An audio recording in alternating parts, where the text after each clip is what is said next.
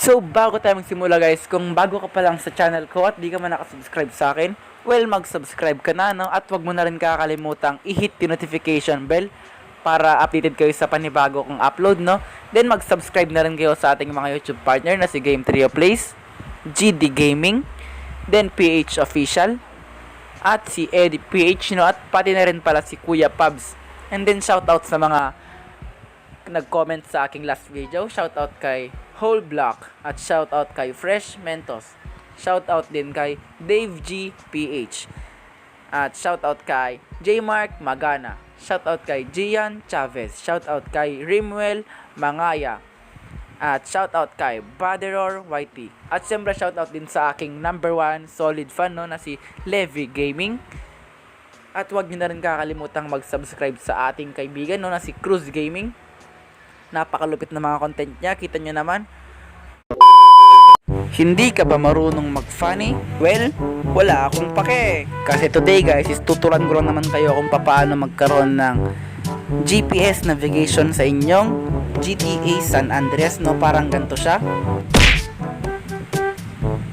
So 5 MB lamang yan guys, kaya hindi naman siya mahirap i-download, no? So let's start this video in 3, 2, 1.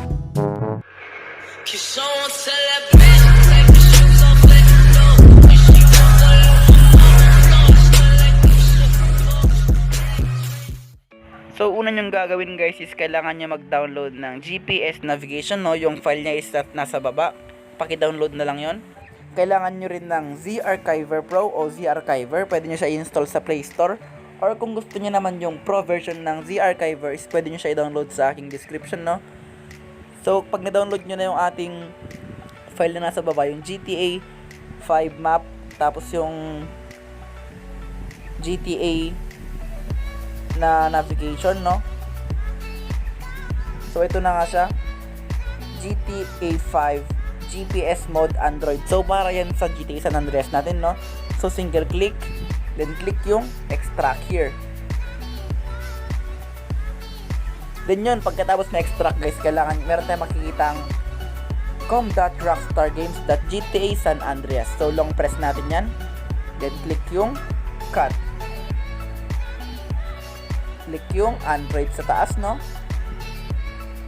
Then click yung device memory. Then click natin yung Android. Click yung data. At dito na siya i-paste, no? Paste. So, paste natin siya.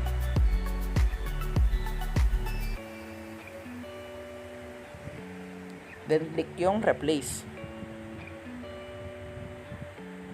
Then, try natin kung gumana ang ating GTA San Andreas.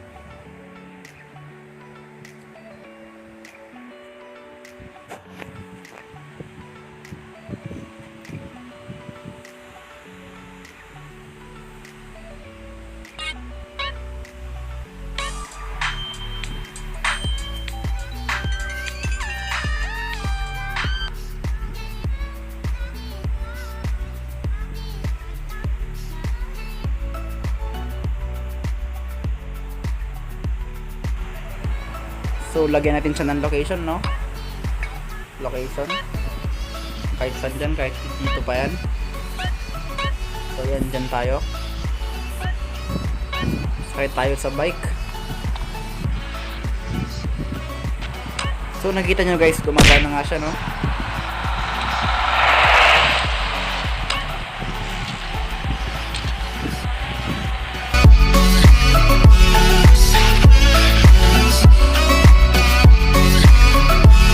So hanggang dito na lamang tayo guys, no? Salamat sa inyong panonood. At huwag niyong kakalimutan yung subscribe. So goodbye. Tell me pretty lies, look me in the face, tell me that you love me.